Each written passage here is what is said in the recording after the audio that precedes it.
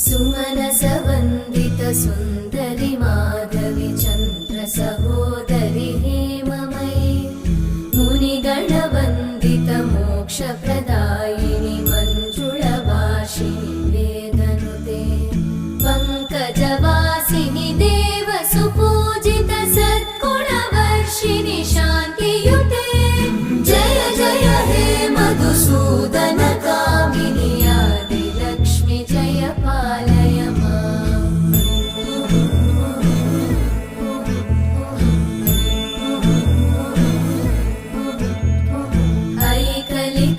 ऐकलिकल्मषनाशिनि कामिनि